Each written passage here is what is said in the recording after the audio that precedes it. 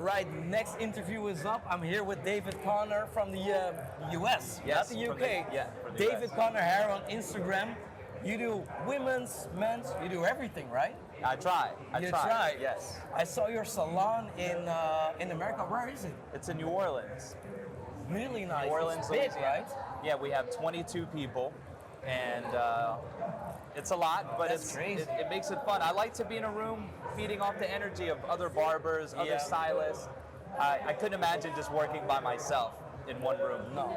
And how many years are you a Babyliss Pro ambassador right now? I've been with the team since the beginning. So I've been with Conair for 16 years and Wow. Babyliss for Okay. 13 years. Oh wow, an OG. OG. OG. Back when our tools was called the Forfex, Clipper, things like that. It wasn't That great. I didn't know, man. It wasn't Okay. great, Yeah. but we're proud to have come such a long way as a company, and it's because we've had barbers like you, Yeah. like me, help the engineers understand what makes a tool better. Okay, so do you travel a lot to Europe, or it's more in the US where you do your thing? U.S., South America. Oh, South America. you So know- you speak Spanish also? I do. Ah, okay, okay. Didn't know. Yeah. All right. So what do you think about the fairs in Europe? We were talking about it before the interview.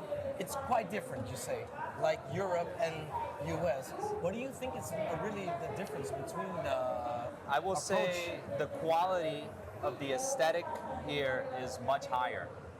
Everything is very nice. I think the hairdressers and barbers in Europe have a really cool style. Yeah. They're very passionate, and we are too in America, but it feels different here, you know? And what is the difference for you? What is that? Maybe Europeans are more passionate, I don't know. Ah, okay, okay. Don't show this video in America. I'm kidding. Well, I don't know if we have like American viewers, but Yeah. we'll see.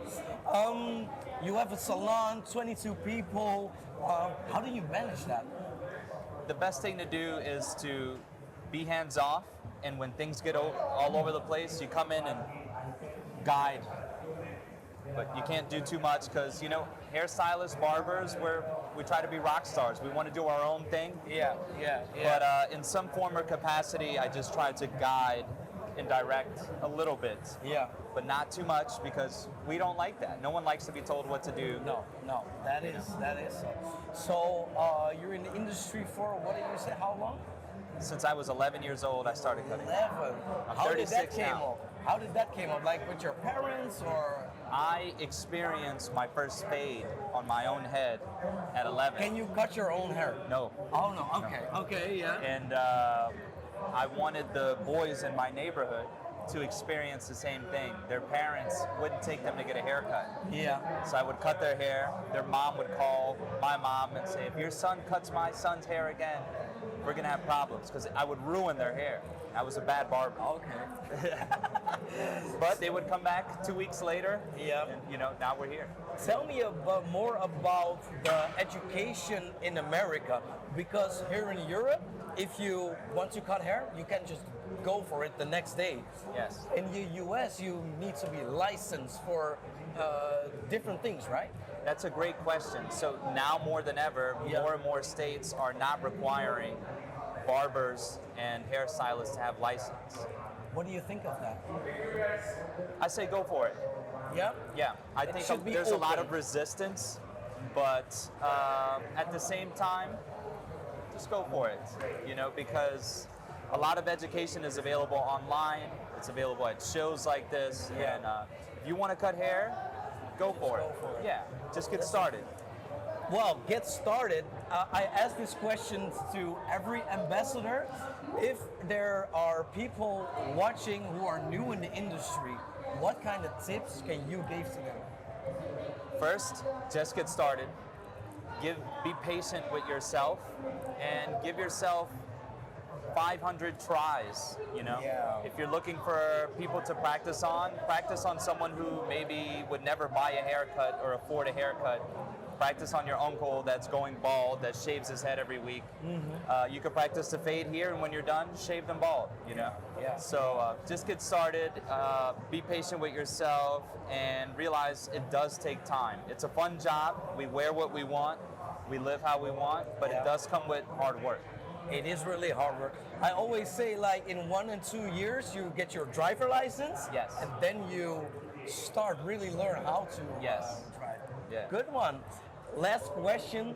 What inspires you? What inspires me? Yeah. Where do you get your inspiration from in this industry? I would say my biggest driving factor for inspiration has always been the overall industry.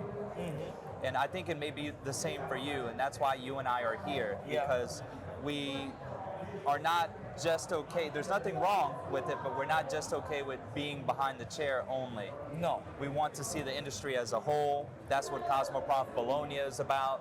We're not just seeing our circle, we're seeing from up here the whole industry. Yeah. So that's my driving factor. Good one. That's my inspiration. Yeah. All right, David, I want to thank you for this interview. Thank you, Thanks, bro. David Connor Hair, guys. We see him on stage this afternoon. What are you going to do? I'm going to be doing styling here. Styling. All right. Thank you guys for watching. Thank you. Thank bro. you. Yep.